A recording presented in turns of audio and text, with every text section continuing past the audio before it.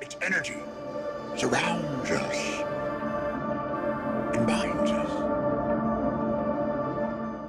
What's up, nerds, and welcome back to Carbonite Convos. If this is your first time joining us, you've just taken your first step into a larger world. And if you're a returning viewer or someone hopping in the live stream, we can't thank you enough for tuning in tonight to episode 39 of the Carbonite Convos podcast. I'm your host, Nick. You can find me on Instagram, Twitter, and I almost said Snapchat, but that's not right.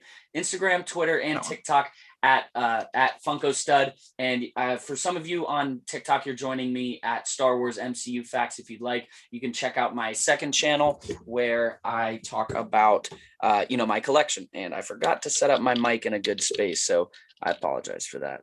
I'm joined, like always, by Wall Crawler Pops on TikTok, Instagram, and Twitter as well. Bobby, Alec, how we doing? Dude, I'm great as always. Last week we went over the first part of this tournament, and we'll go over here what we're doing here in a second, but I'm pumped to get into the Star Wars side of it. I know this week we're doing it a little bit different than we did last week, so I'm super hype about that. But as always, guys, before we get into it, don't forget about our big three. That's like, comment, and subscribe. Hit that bell button to stay alert with everything we're doing here at Carbonite Convos. We've got a lot of stuff in the works, so we greatly appreciate that support. Yes, sir. So like Alex said, tonight is the Star Wars bracket. So going head to head first. All right. So we have eight different villains, four different brackets. And like we did last week, we just put these in a random number generator, and this is what it spit out. And I think this was a good list as well.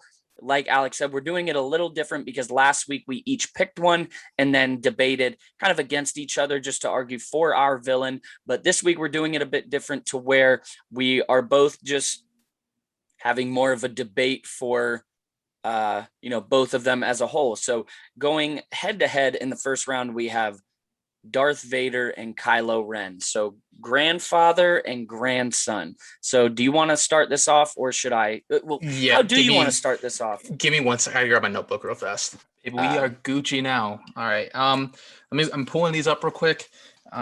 So we're gonna start with Kylo versus Vader.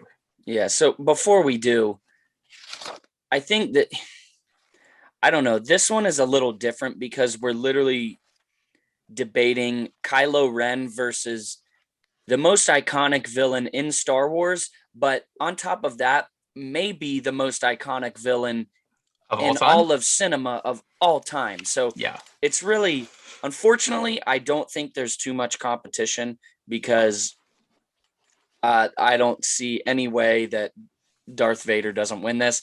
But for the sake of the debate, there are a lot of factors on Kylo's side that I do think. Kylo does have a lot going for him, though. He does. So he does. We need to talk about. Don't count him out. Dude can always make a comeback. For sure.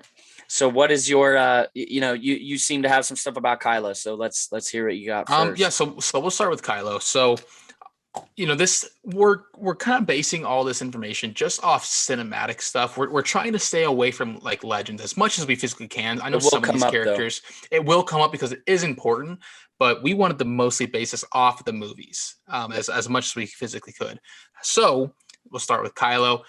And first things first, I want to talk about how petrified Luke Skywalker was when he got this sense or saw these visions of Kylo doing devastating things to the galaxy when he was training him. Dude, that's actually you without going, and I'm sorry to interrupt, but right there, right off the bat, that is an excellent point, because when you look at Vader versus Kylo, from Luke's point of view, he always had that optimism, and nobody's ever going to agree on the sequels.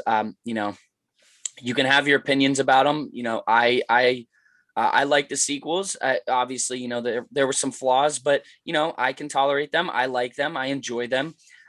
If you don't, that's all right. That's your opinion. You can have that. But for the sake of the argument, Luke Skywalker, when he thought about Vader, it was always with optimism. He always thought he could be turned. I didn't really remember seeing a moment where he said, he can't be turned. This has to be done. Like he did with Kylo outside of the Luke's Jedi Academy. Right. Well, I want to point out the fact, like, when that happened. So obviously the whole point of that story is that each person had a different point of view. Okay, so Kylo, or at the time, Ben wakes up and all of a sudden sees his uncle, the great Luke Skywalker, with his lightsaber ignited, overlooking him. I Crazy. don't blame Kylo for thinking that he was going to kill him. I know Luke wasn't he had a second thought. He had regret. The audience knows. He immediately had regret that he pulled the saber out. But I want to talk about the what that created in Kylo. Okay, so think about the situation he was in. Like, obviously, Luke Skywalker's known across the galaxy at that point. He's a hero to the entire universe, but now he's your uncle. Yeah. Okay, he's someone you love. He's someone who's supposed to love you back. And to see him overlooking you and at a time where the direction of your life could go either way.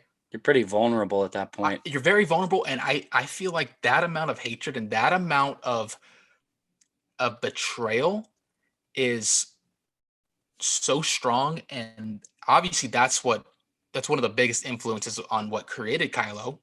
Yeah. Right. I just feel like that alone is such a powerful tool to be a villain, is that family betrayal. No, I get that. So do you think that's enough to overpower like Vader? Because one argument in Vader's side, going along the lines of their specific relationship, is the fact that Kylo was trying to follow in his footsteps. I have a point about that next, but go ahead. I mean, I was just going to say, he's trying to mimic Vader. So obviously Vader was, for lack of better terms, a badass villain enough to where he is inspiring a new generation of villains. So I think that says a lot about Vader, as a whole. I think it does say a lot about Vader, but I feel like that has a lot to say about Kylo as well. Look at it's ambitious. I'll give him that. It's ambitious, 100%. Yeah. 100% it's ambitious. But look at the people who are, for the most part, are the best at what they do in anything. Like, it could be a woodworker or a carpenter or an athlete or a businessman, whatever. People become successful when they have mentors and someone to follow their footsteps. Like, they have someone who's been in a situation before that they've learned from, and then when that same type of situation comes around a second time, they know how their successor handled that, and are able to do it in a better way. So Kylo wants to live up to Vader. It's his whole thing. He wants to live up to that, but now he has everything Vader ever did. He knows about it. He has all those examples in his brain that he can use to make himself better. You know what I'm saying? Yeah, no, I get that. So, for the sake of the debate, let's take a step back from, more psychological and I guess real issues and not issues, real factors. And let's look at something, we as the audience see, which is their appearance. Who wins on appearance as a villain? That's tough. I feel like the mask on both of them are so menacing. But I think Vader has to take the cake just because Kylo's mask is essentially based off of his. And he kind of has the mask for no reason, because Vader needed it to be alive. However, in like the Rise of Skywalker, when the mask he fuses it, yes, that dope. Thing is menacing, dude. That is intimidating. It's awesome. Hell. It's scary. Going off of that though, like, Kylo didn't really need a mask. So you look at the villain under Vader's mask, and he just, he's mangled, he's burnt, he's half robot. That's a villain. Right. All right. So let's go to voice. And I'm sorry, this is another one that is not even close. Nope, 100%. Yep. Not a competition. Vader takes the cake. James Earl Jones in any capacity wins no matter what. Yes. So yeah, not even close. Kylo's voice is super dope. It sounds much more robotic, I feel like, as where Vader's is more just like muffled. You know what I'm saying? Yeah. That's just me though. Yeah. No, I get it. So, I guess so far, like, are you really thinking Kylo how big of a chance do you think Kylo stands against Vader solely as a Star Wars villain? See, I feel like they're extremely comparable on a few aspects because of the who do you think did more damage across the galaxy? Easily, easily Vader. Yeah. Easily Vader. Mhm. And we didn't see a lot of that in the movies or Right. the shows. Well, there wasn't the time or the money to build that up. No, but if you know anything about Darth Vader, you know how ruthless he was across the entire galaxy for decades after losing Padme. So I don't know. I just don't think it compares. I think the only I look at Darth Vader when they blew up Alderaan. I didn't really think there was an emotional impact, but from Vader's aspect. But when you look at Kylo when they were destroying the Hosnian system, I think that there was a little bit of maybe not regret, but sorrow in Kylo. When you add the music, and although he's in a mask, it almost looked like he was not regretting it, but he felt remorse for what was happening at that time. He clearly doesn't have a problem killing people, but I guess killing a town is much different than destroying a solar system. No doubt. Here's something to think about. Yeah. Okay. Who has the better army? And by army, I mean like the people who back them up. Are we taking the Inquisitors or are we taking the Knights of Ren? See, that's also hard just because we haven't seen much of the Knights of Ren. Right. The thing that I think the Inquisitors have them beat on is they are able to use, lightsabers and the Force and the Force. Yeah. So I don't think it's really a competition there. Right. If we're going by who looks cooler, I like the Knights of Ren and how they're designed. The concept. I like the concept that the Knights of Ren each really have their own background, and I like the specificity of specificity. Yeah, whatever. Jeez, I like you tune in. We always do this. I mess up words so much. It's ridiculous. No, I said we always make up words. Yeah, true. Specificity. I like how unique each individual Knight of Ren is. They each carry different weapons. They have different backstories, like different individual names, armor, why they wear their armor. It's very complex. Versus the Inquisitors are just. I think the same can kind of be the same, though. You don't think? Really, the Grand Inquisitor, the second sister, the third sister, the fourth brother, the fifth sister. Well, I mean, technically, I don't really know the Knights of Ren's names. They do have individual names, though. I know. I can't think of it off the top of my head. But we don't know. From what just based on the Funko Pops, we have Knight of Ren, Long Axe, Knight of Ren, Knife. It's true.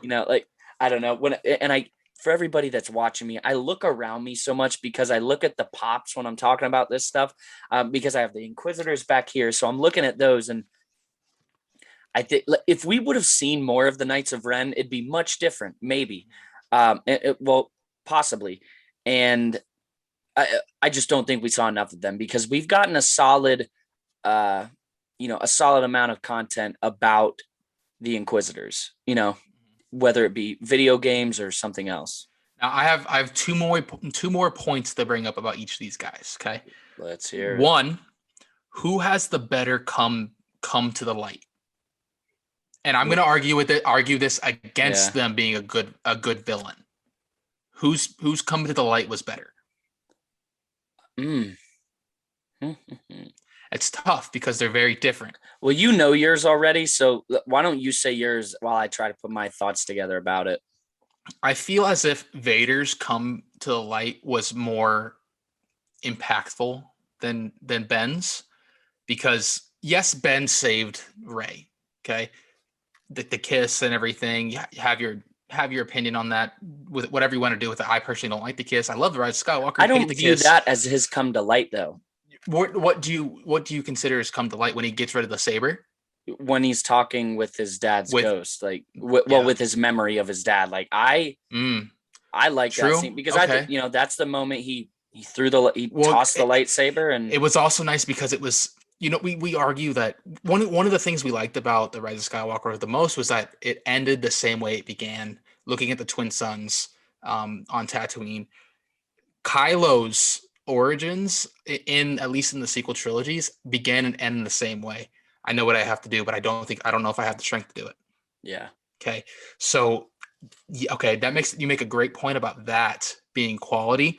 So that's what I'm trying to think. Vader brought peace to the galaxy, even though it was only temporary. He restored the balance in the Force, at least for the time being. Yeah. I guess part of the reason why sorry, I'm knocking my mic. Part of the reason I have a hard time debating whose was more, like which one had a better turn to the light, is because I grew up, I was born in 1996, so I grew up on the prequels, but I loved the original trilogy.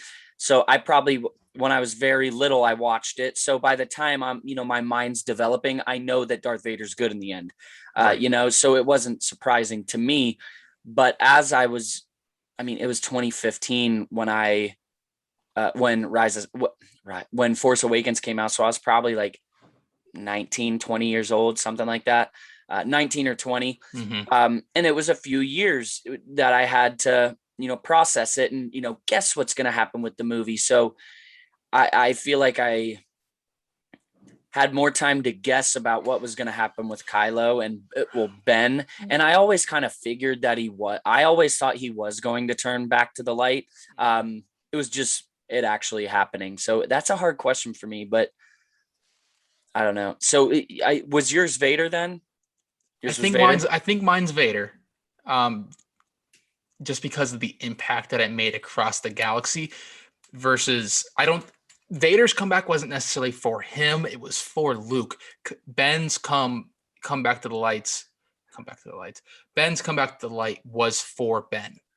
Yeah, that's what I like about his, though. To defend Kylo, I like that he was having a personal battle where there's literally people fighting in his mind for him. There are people fighting over him. So you have Snoke trying to pull him to the dark side. You have, his true self trying to grasp onto the light and keep that. And there just being this constant struggle between himself that he finally, in the end, was able to break that and do, what was right. Because that came down to him. Vader, without Luke, Vader would have died Darth Vader. You know what I mean? 100%. But both of theirs are very impactful to me. Is there anything else? I have one more thing, and this is going to be a no-brainer. Yeah. The more powerful Force user is Vader.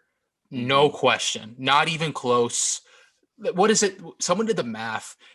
In the I remember that in the Fallen Order video game, and I wish I knew the number off the top of my head, but they did the math of the amount of force that it would take for him to physically hold back all that water when him and Cal were fighting. Yeah, and it was like 12 million Newton tons of force. And he was doing it with one hand while paying attention to him. While paying attention to him, fighting him off with his robotic hand. That's not even technically a part of him. Yeah. Not even close. And I think that alone is worth a tremendous amount of points. And to be honest, I think Vader pulls out in this battle in the very end. Definitely. Right before we move on, who do you think is the, when it comes to lightsaber, what do you think about that?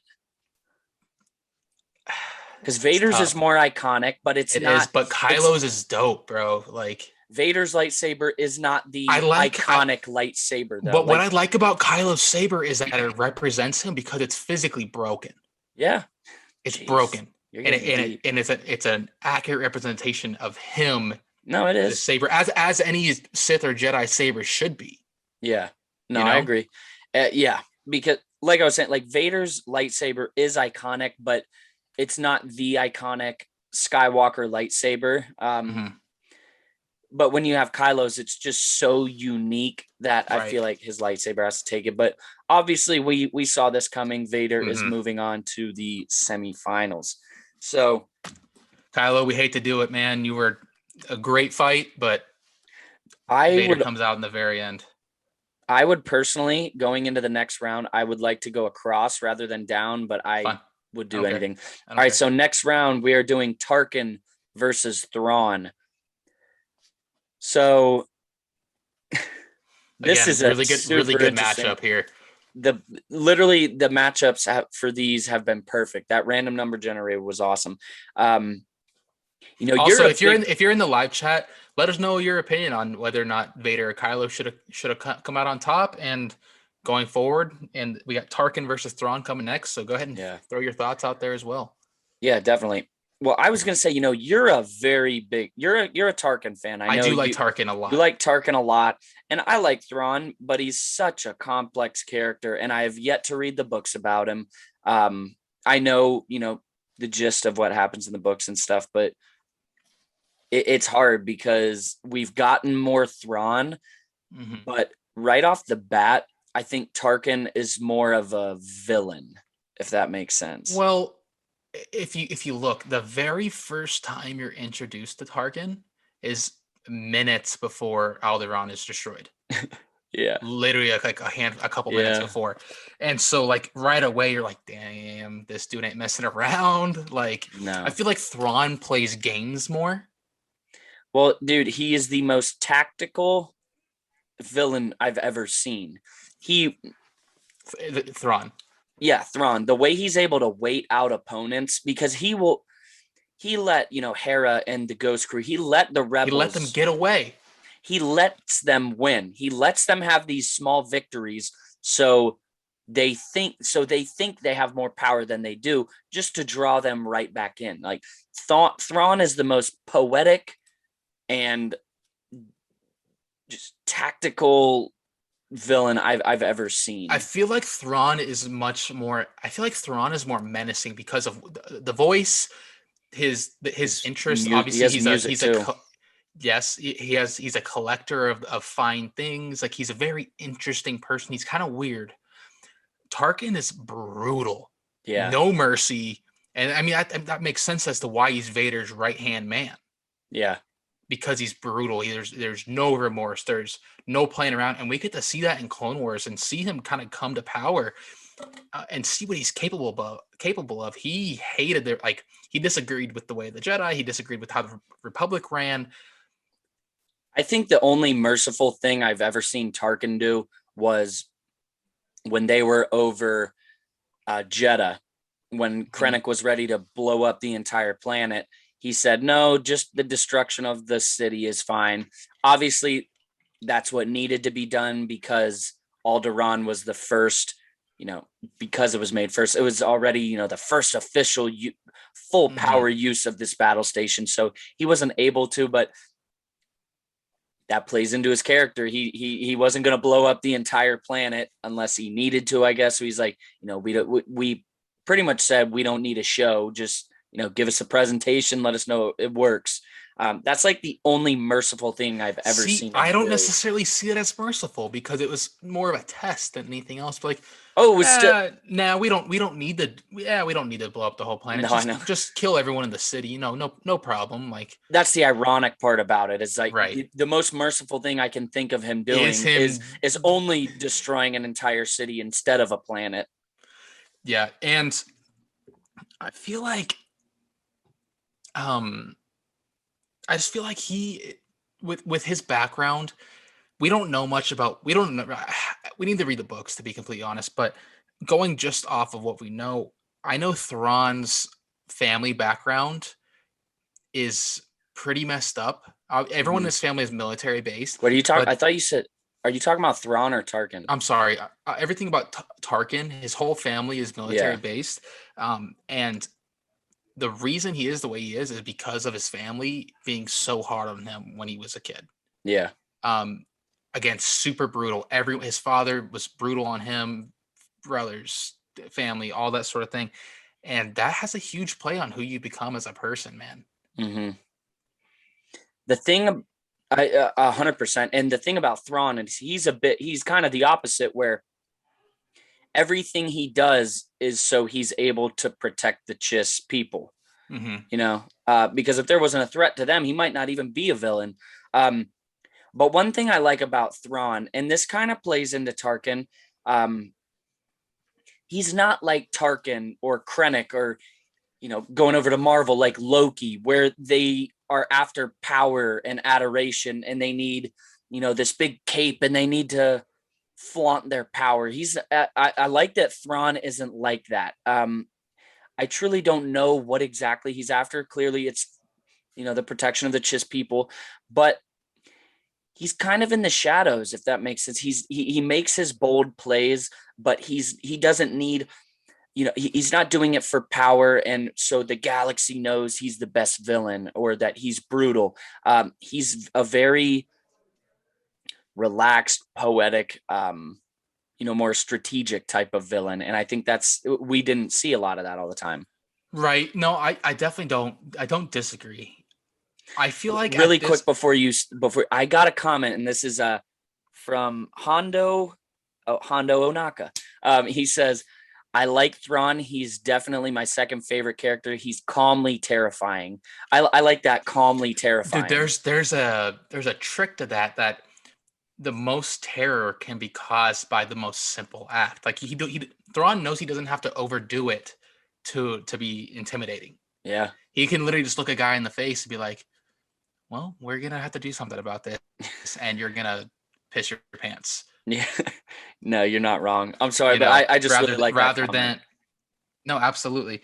I feel like up to this point, and this is just up to what we have so far. And again, we're trying to base this as much off cinematics as we physically can.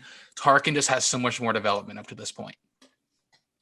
In cinema, in like the TVs and movies? I think so. You think? I think so. Just because, I mean, obviously, like Thrawn is the main antagonist of Rebels, but look at what Vader and Tarkin were able to accomplish together. No, I get what you're talking about. Tarkin was as much responsible for the devastation across the galaxy as Vader was.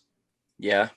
Okay. We don't know we don't know quite yet what Thrawn was able to provide to that. Like, but going forward, Thrawn has a huge possibility. We're not going to get too much after Bad Batch. I don't think we're ever going to see Tarkin again. I wouldn't say ever again. And that's what I was going to kind of bring up is I like that we're getting more of these characters in the future. And well, more of Tarkin currently, but Thrawn, he's going to be a major villain in the future of Star Wars, I think. But yeah. Well, the thing is, we know that like Thrawn is going to be the main antagonist of this Ahsoka show, so we think. Yeah. So that alone, who knows what it could lead like to. Tarkin is not the main antagonist in the Bad Batch. He's just a thing at this point. Like he is Grand Moff. Like obviously he's making the rules. But I actually want to talk about that. Okay, go for it. So for those of you who follow me, I posted an Easter egg today that in between episode 1 and episode 3, you can tell by his Imperial badge that he made the jump from Admiral, and he has the rankings of Grand Moff because they're the exact same as they were in A New Hope. But I was just thinking about this today, and some people pointed it out in the comments of different timelines where he was promoted, where it contradicts. And I was thinking in Rogue One, when Krennic is talking to Vader, he says it was didn't he say it was Governor Tarkin who requested the attack or something? I thought that was really interesting because we have him showing that he's a Grand Moff in the Bad Batch, and it's kind of, once again, a little, just contradicting with other things. So I wonder if that was just a mistake on the animation side or, what that was. I don't know. I'm sure. I don't know if Bad Batch was even a thought at that point. No. I definitely don't think it was. So maybe that's just them fixing their mistake. Fixing it now? Maybe. I don't know. How would that be fit? I feel like it wasn't a mistake at that point. I feel like now it's a mistake because. Oh, I see what you're saying. We have I don't know. Yeah. We have a quick question in the comments. What Star Wars project are we most hyped for? Well, let's just answer it pretty quickly and then right as of today. Yeah. Kenobi. Same. I no doubt. Pretty cool guy. So I cannot wait for Kenobi. Second, I guess it would be Ahsoka for me. I'd say number 2 right now might be is either Ahsoka or Book of Boba. Really? After One of that, the two.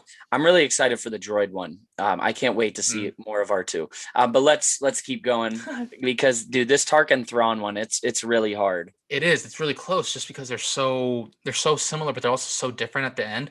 To be completely honest, I feel like Tarkin, just based off what we have on him currently, takes the fight. Really. One thing I'd like to say about Thrawn first, though, is, and this is gonna sound weird, I think he's as close to a force sensitive being without being force sensitive that you can get, because one very big very big characteristic of force users is that they can see things before they happen. Mm-hmm. And I think Thrawn is so strategic and tactical that he is able, because of how smart he is and how he is a genius. He has quality intuition. Yes, he studies art and culture to know the minds of his enemies. So that almost gives him a type of, I'm not saying Thrawn is a force user. I hope nobody thinks I'm saying that, but it gives him, that heightened, that advantage. So, like, well, you don't have to be a force user to be in touch with the force. No, but I think Thrawn's on a different level. Yeah. So, but judging by what we've seen, wow, this is a hard one because the more I look at their names, Tarkin, honestly, and Thrawn, dude, I'm even down. I'm down to debate this on a coin flip because I don't know. This is incredible. Let's do it Marvel style, 1-on-1. Who's winning, Tarkin and his army, or Thrawn and what he has at his command? Well, let's be honest. They're all stormtroopers, so it's gonna not be the best fight ever. Thrawn has the Inquisitors. True, Thrawn does have the Inquisitors. Tarkin has a Death Star. Tarkin has Vader. Yeah, he has a Death Star. So, I don't know. I just have a hard time because they're both interesting characters, but like you said, Tarkin is more, his backstory is not in. It's mainly from one book and Legends material, but Thrawn is very well described through books, through Rebels, and also we're going to get so much more of him. Plus, he has an entire Legend series dedicated to him too. So it's hard for me to just let that slide go through there without. No, that's fine. I'm fine with letting him. I'm fine with letting him through. Oh, really? Yeah. All right. They're so similar, and the battle's so close that either one of them could take the place of the other, and it'd be just fine. Who's taking a fist fight between the two? Probably Thrawn. Tarkin's old. One dude, and even we've never seen Thrawn do any action, but I remember seeing Thrawn in the scene where he's fighting those two droids casually and then just easily beats them when he wants to. Like, yeah, he's fit. So Mm-hmm. Thrawn is moving on.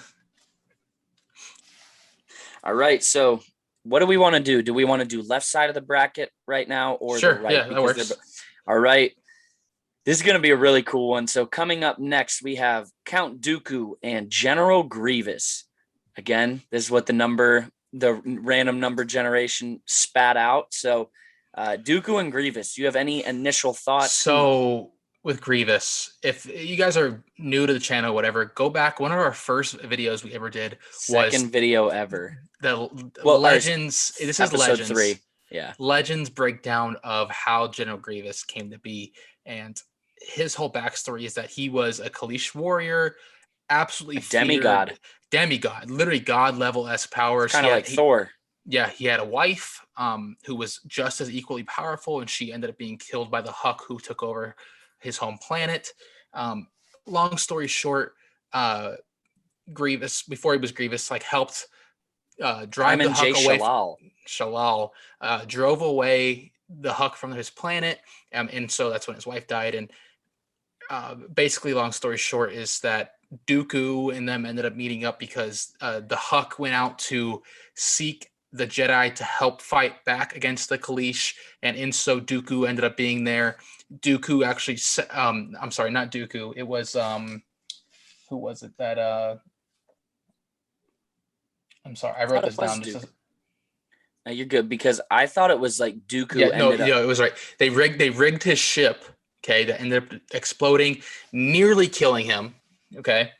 Um, nearly killing him, and in the process, Dooku convinced him that the Jedi were the one that destroyed him, sparking this insane hatred for the Jedi.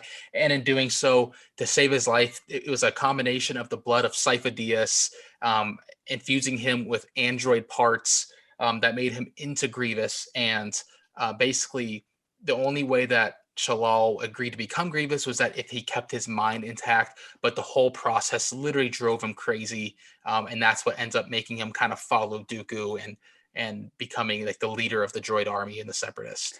That's where I think Dooku takes.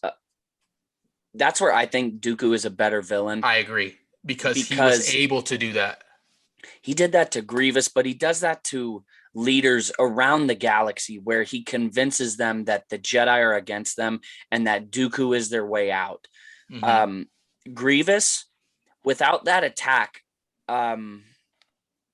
without that attack from the Huck, you might argue that he might have never become a villain. And if the Jedi wouldn't have, the Jedi were doing what they thought were selfless. They were helping the Huck people because they were being attacked, but they didn't know that the Huck attacked first. We got a quick hello. What is up, Daily Dose Star Wars? Thanks for joining. What's up?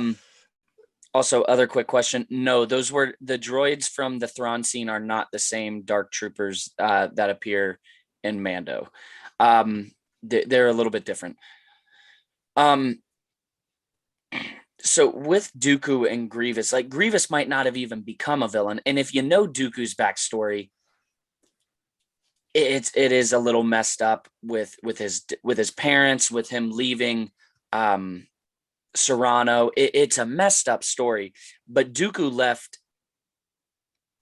I'm trying to think of the best way to say this, because of his own mind, because of what sensing the future with Dooku, along Dooku Palpatine kind of went crazy as well, in a sense, because Dooku was extremely fascinated with the Sith when he was still a Jedi. Like, he became so obsessed with trying to destroy them that it ultimately led him to joining them because of that obsession.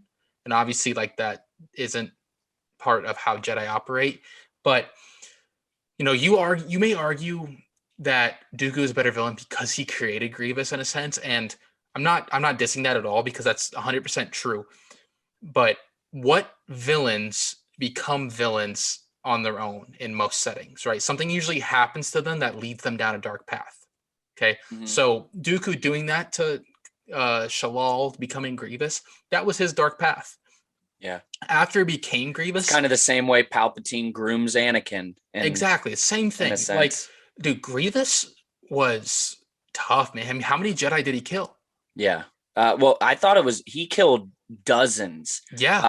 And that's some of that is Legends, but we see in the Clone Wars series that he kills 5 of them pretty freaking easily. And but he is a Jedi. What is it? Massacrer? I don't know. He hates them, and he has killed dozens of Jedi. Really quick, we have a couple comments that I'd like to get into. One from Daily Dose of Star Wars. He says, underrated comment, Grievous died too easily. What do you think about that? I don't know. I would love more Grievous content. I don't think we have enough Grievous, but I don't think he died too easily. I don't think there was enough time. Kenobi. There wasn't enough time in the prequels to develop him that he needed to be. Yeah. Obviously, that's what Clone Wars was for and stuff. Like, he was a huge part of that. But to say he died too easily, I don't necessarily agree with. I definitely don't discredit that opinion. No, but I also wouldn't say it's necessarily true, because it was a decent fight, but it could have been what Grievous was able to do. Yeah.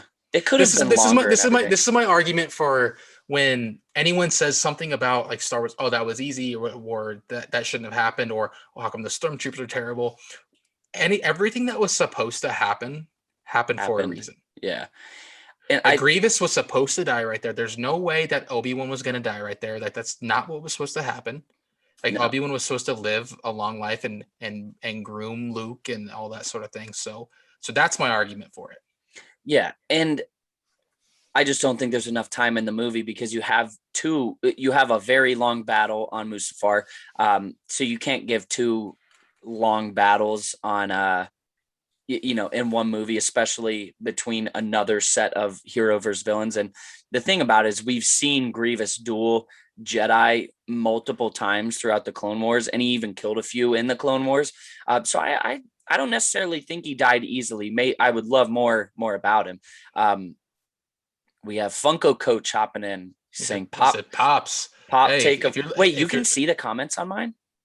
it's on mine really? as well. I did not know that. Funko Coach, thank you for hopping in. Obviously, as you can see behind us, Pops have taken over. It's kind of our thing. Yeah. But okay, let me ask you this.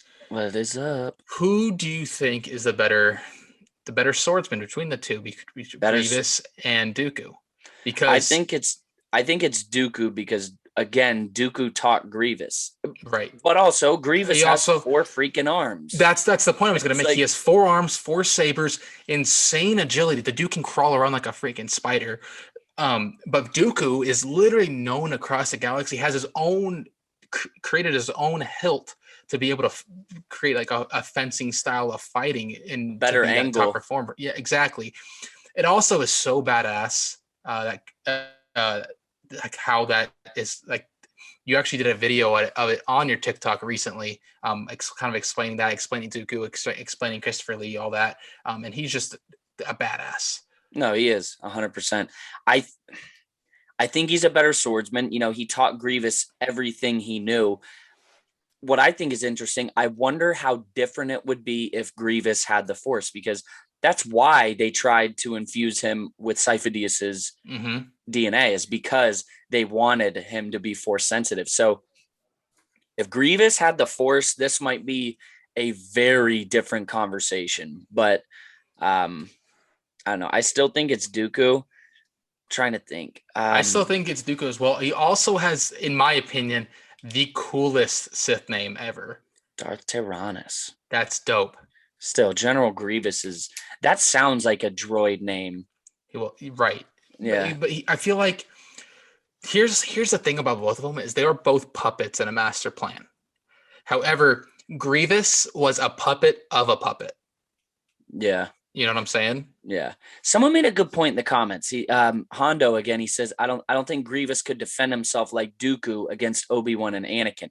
That's a good point, because and that kind of proves our point that Dooku is a better duelist, because Anakin ended up winning, but he handled them two separate battles. And even in the Clone Wars, there were some fights there. So if General Grievous never really fought both of them, because right when he was about to fight both of them, he took the coward. He ran like a coward, like they said he was. He threw the sword, whatever it was. I don't know what his staff, threw it at the window, flew out into space, and got out of the situation. Because he knew he couldn't win. Well, if you look at their two styles as well, Dooku is obviously.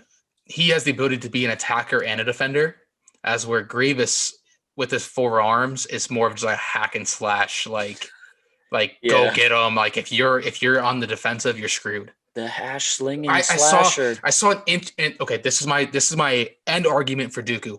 Yeah. In that fight, if obviously like Obi-Wan was a master of defense and Anakin was a master of offense, and in the fight with them, he was able to keep Anakin on defense the entire time and keep Obi-Wan on offense the entire time throughout that fight.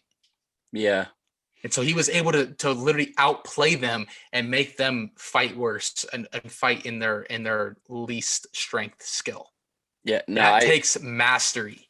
Mm-hmm. And the reason Qui-Gon Jinn, and it's in Master and Apprentice, Obi-Wan got very upset with Qui-Gon because he would only teach him the basic form. The one, and I'm not great with lightsaber forms, but he wouldn't move past it because Qui-Gon wanted Obi-Wan to be as skilled in the most basic form you could be, so you could so you could defend against any form. And I would think that sort of thing, that sort of mindset came from Dooku, with Dooku being his master. So also look at like the betrayal that Dooku had, like in the one scene where in the one scene in Clone Wars where Yoda had like that weird vision, but he like went in time when Qui-Gon was still there, Dooku was still with the Jedi, like everyone was fine, like it was like everything was great. Look how like Yoda saw Dooku and was like, what is more than Qui-Gon being alive, he saw Dooku standing there as like a normal Jedi, and you could tell it was very overwhelming. You could tell he was emotional about it. Well, yeah, because Yoda was his master. He personally chose him. Well, and Yoda of all people is one to teach no attachments, but he still somehow has even in the slightest attachment to Dooku. I think that says a lot about him. Also to Qui-Gon, because but even more so. True. Kept his cloak. Everybody on TikTok is arguing with me that it's not his cloak. It's canon. It's Qui-Gon's cloak that he has. All right, so I think it's safe to say Dooku, aka Darth Tyrannus, is moving on. So far, out of 3 of 4 rounds, Vader has advanced past Kylo, Thrawn has beat out Tarkin, and Dooku is now beating Grievous, which brings us to bracket number 4, which is Maul versus Palpatine. And in my honest opinion, this is the weakest of the matchups. You think? I think this is going to be one of the hardest to choose. Sorry, you froze. Really? Yeah, I think it is, because as a Star Wars villain goes, they both have so many points. True. You know, Palpatine has been more of a leader. He's been in the shadows. He's resurrected too many times that I can count, it seems like. But Maul, like, I want to give Maul credit because, to be honest, I meant this potentially in the opposite way of what you were thinking. Maul is might be the most vengeance filled of anyone we've discussed tonight. Yeah. Like, well, I'm trying to look. Nobody really did anything for vengeance except Maul on this list. The thing about it is, like, besides, I mean, yes, Grievous and Vader were both left for dead essentially. And like, obviously they were recovered and turned into the person they became, but Maul was able to do that on his own. Yeah. He literally scavenged parts, and we obviously don't know exactly how he was able to do it, but like he turned himself into a spider Maul, and while he was literally going crazy, was able to save his own life, come back from that. Obviously his brother eventually came and found him, but I don't know, man.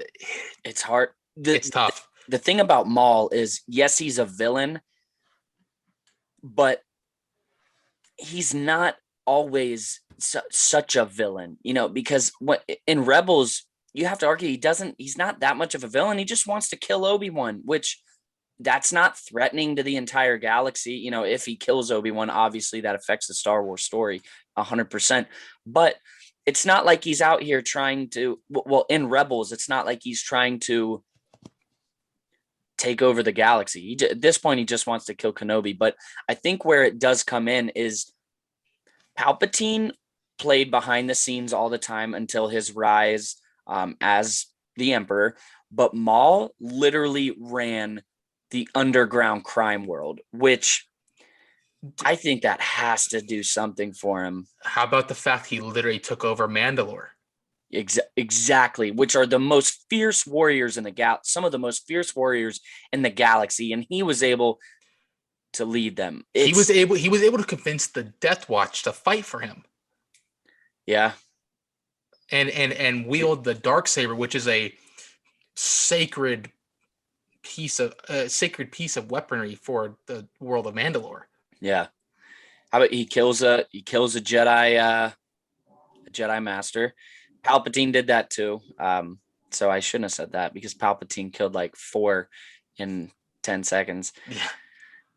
I don't know. This one's really hard, because I think Maul was such an iconic Star Wars villain that the fans wanted him back so bad that they wrote him back in. Well, he looks super dope. Yeah. Yeah. Like, that's like a huge part of it.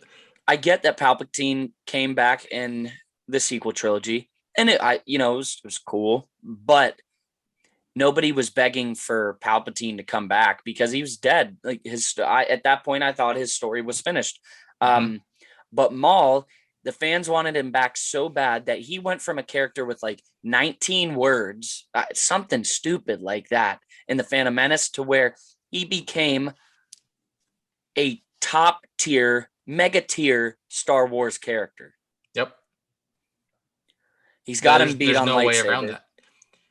Well, he's got to beat on lightsaber twice. He's had multiple, yeah.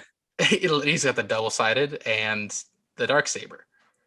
Well, I was thinking more of like he's had multiple lightsabers, but Palpatine was a dual wielder at one point, so that's also true. Here's the real question. Yeah. Whose music is better? Well, does Maul have a theme? Like I'd probably say Duel of the Fates. But that's not unfortunately, I don't think that's Maul's theme. Like, yes, like when you think of Duel of the Fates, clearly you think of Darth Maul, but he doesn't really have a theme. Palpatine, if it goes down to theme, Palpatine is winning because of the whole story with the Phantom Menace and the end credits. Well, not end credits, but the final scene where it's Palpatine's music. It's just slowed down and put in either a sharp to a flat, like it's brought from a major key to a minor. I'm sorry, everybody. It's Palpatine's theme is in a minor key, and to make it happier and more jubilant, it's brought up to a major key. So you get the da-da-da. Well, dude, I know music. I actually watched Phantom Menace yesterday. So yeah. Yeah. Did you watch for Quinlan Vos? I did. Yeah. He's in there like blink of an eye, and you'll miss. Yep. But yeah, I think Palpatine's got Maul beat on music. Interesting. There's much more than that though. Like unfortunately, I do see Palpatine winning this after our debate is done, but I think Maul, he goes up against him. Palpatine did more destruction across the galaxy. It's not even close. However, I don't know, man. I feel like Maul is just as worthy. Who's winning in a fight between the two? Unfortunately, we have seen them fight in the Clone Wars, and Palpatine wins. But and it was, dude. How about that's a great point, because Palpatine walks in the room and Maul knows.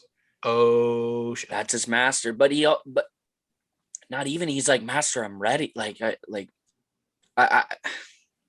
don't know. The thing is I think part of the reason that Maul lost that fight was because Palpatine had just killed his brother, and at that point they formed a bond. So there was more emotion in it for Maul, and the Sith, the emotions kind of clouded his vision in that scene. Well, in that instance. So I don't know. That's why I think Palpatine will win, but that's why I think Palpatine won. But I would have loved to see another fight between Palpatine and Maul, similar to Maul's fight with Ahsoka in season 7, because the stakes, there weren't any, I can't remember any real stakes in Maul and Palpatine's fight, but there were some high stakes for the fight between Maul and Ahsoka. Right. Okay. Do you think this outcome might have been different if Maul was able to take Ezra as his apprentice? Do you think the two of them would have been able to create that type of power to, be better? I mean, possibly. Someone, we have a comment saying it's not. Well, hold up. Sorry, there's two different comments that's saying it's not Quinlan Vos. Then why did Qui-Gon not speak to him? It 100% is confirmed to be Quinlan Vos, and they didn't speak because Vos was actually on a secret mission in the Phantom Menace. And obviously when they made the Phantom Menace, it wasn't Quinlan Vos at the time. It wasn't him when they made it in 1999. But with the Clone Wars, they have now retconned that to make it to where that was him. He was on a secret mission and he wasn't able to help, or else it would blow their cover. So that's why they didn't speak to each other. And then again, there's another one that said Palpatine is more powerful, which I do agree with. I think Palpatine is more is stronger in the dark side than Maul. So I do agree with that. But I don't know. This is a hard one.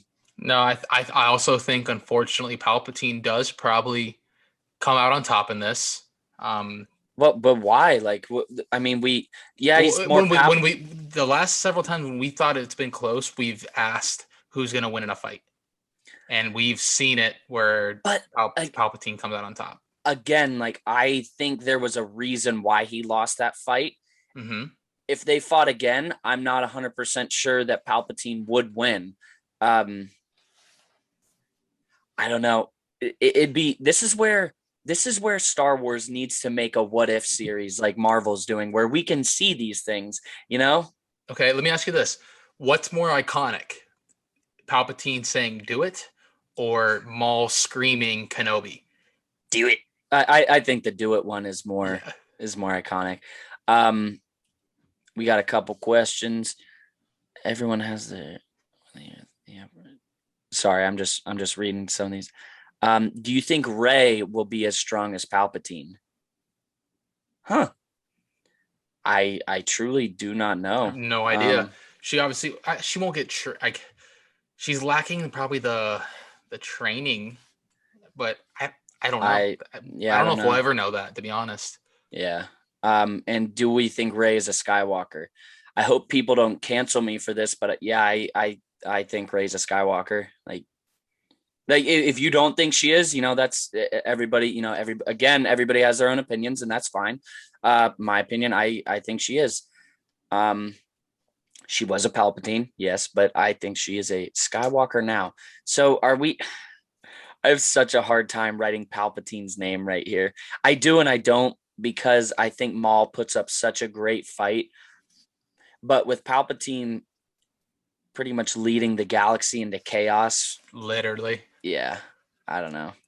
Also, Maul didn't create the most devastating person to ever live, essentially. And he didn't orchestrate Order 66. So, yeah. All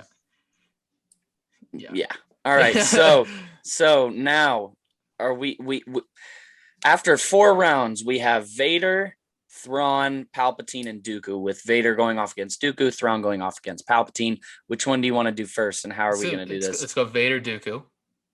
All right. I know damn well which ones these are going to come down to. Yeah. And I think, the first thing first, Anakin literally beheaded Dooku. He killed him. He literally exactly killed him. And that was a fair fight. That was. Yeah. I really don't know if there's a big point in debating this one.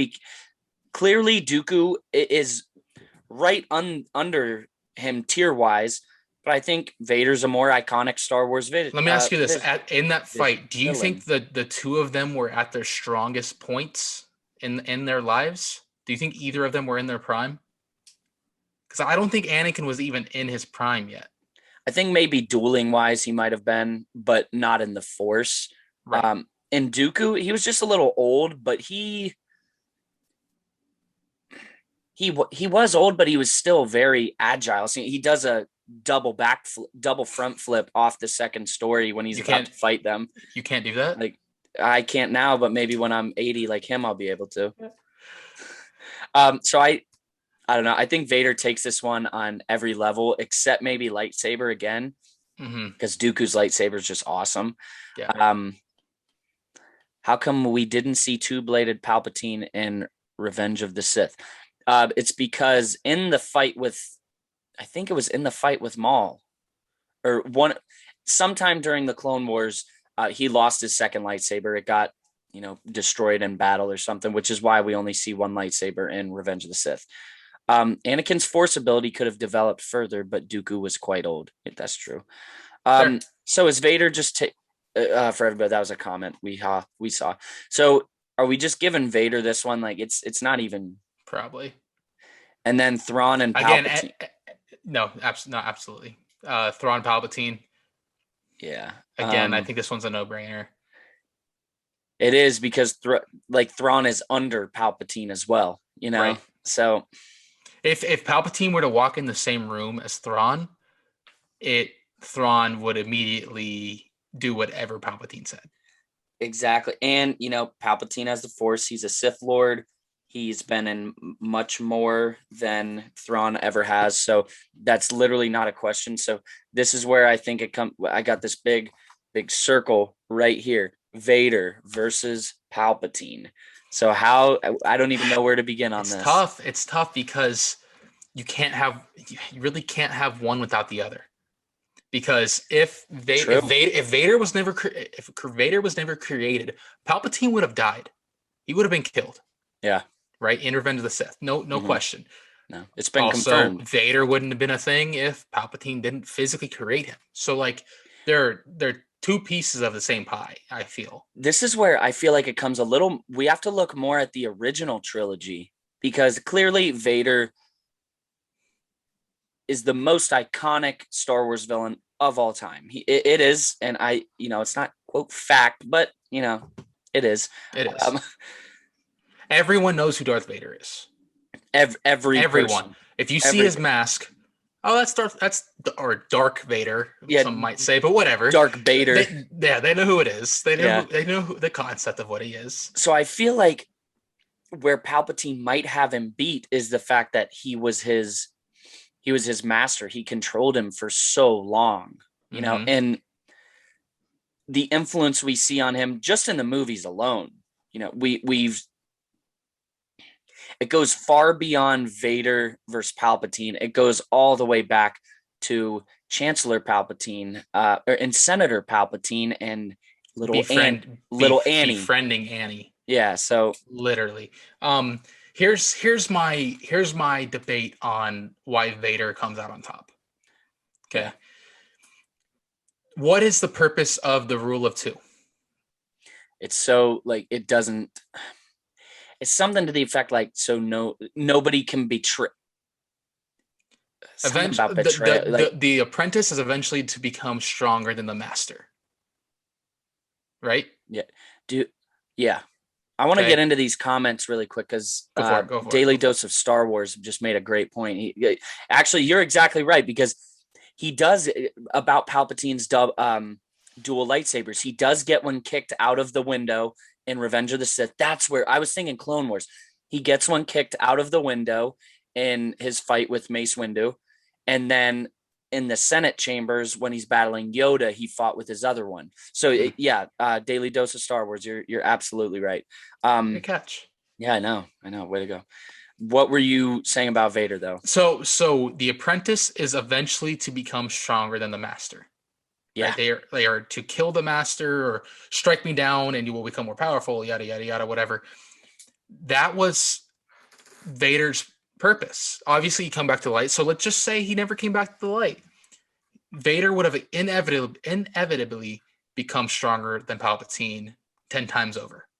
It's a good point. No question. Obviously, that didn't happen. Then they both were dead at the same time. But I don't know. I just what are your thoughts on that? Darth Cannabis, thank you for the follow. And that's a funny name.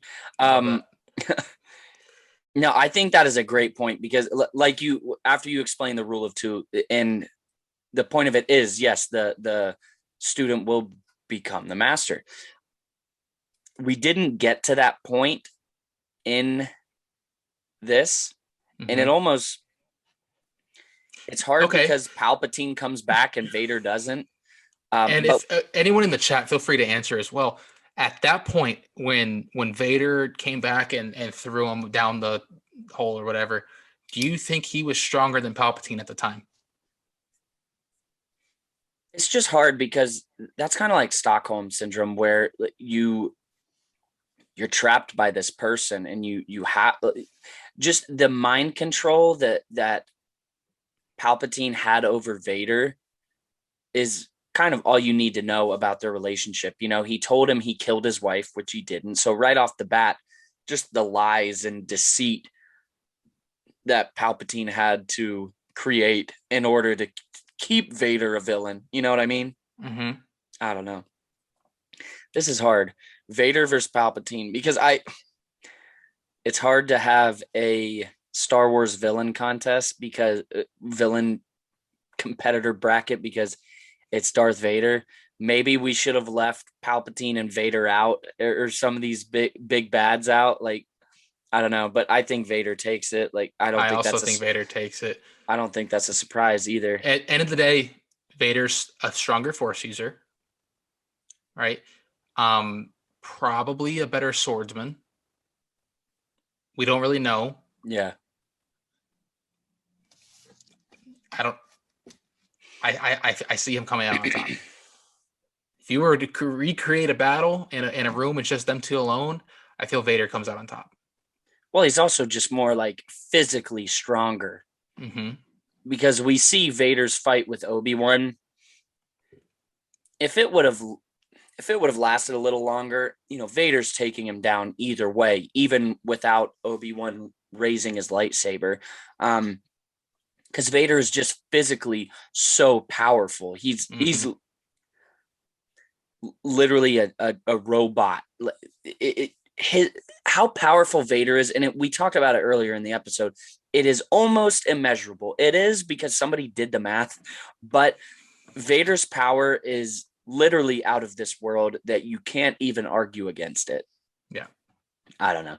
So and what's even more interesting is that Vader is becoming stronger by story as well as we progress, and as cinema is growing and able to develop and able to show more. Like, Vader has gotten stronger over the years. Like, compare the very first scene we see him in A New Hope versus technically the same scene in Rogue One. Yeah. It's two different scenes. It's the same thing, but it's two different scenes. Yeah, man. You know what I'm Vader saying? takes it. Vader takes it. So that's the end of our Star Wars bracket. If you were with us last week, we did the Marvel bracket, and so it looks like next week Thanos and Darth Vader are going to go head to head. So yes, and this is going to be a much it'll be a shorter episode. We usually try to keep these ones around an hour. That one will be shorter. So once again, thank you for everybody tuning in on YouTube, Spotify, Apple, wherever you're listening to us, TikTok for those of you joining us live. We can't thank you guys enough for tuning in tonight. We really appreciate it. I can't think of anything I'd rather be doing than talking Star Wars. So we really appreciate the love and the support you guys give us. And thank you for being so active in the comments tonight. It helps drive the conversation, and we love interacting with you guys. So definitely check us out on our social media platforms if you aren't already, and our podcast platforms. You can find us at Carbonite Convos, and you can find me at Funko Stud once again, and Alec at Wallcrawler Pops. But Alec, is there anything else you have before? No, if you guys end up coming back and look at this, let us know your thoughts. Like, do you think we messed up in the bracket? Do you think Maul should have taken Palpatine? You think Grievous should have taken Dooku? Let us know. We're interested. So we'd love the feedback. Yes, definitely. But until before we get into the closing thoughts, we just recorded our next Funko Pop list. So that one is going to be 10 Funko Pops that we think they need to make from the first Thor movie. Last week we did Captain America, First Avenger. So this week is Thor. So definitely check that out. That will be coming out this week on Wednesday. Just right on this channel. We're merging our collecting channel and Carbonite Convos. So it's just everything's in one place. Makes it a lot easier. So definitely check that out. But until tomorrow and until episode, the big 4-0 next week, may the Force be with you guys. Remember, the Force will be with you. Always.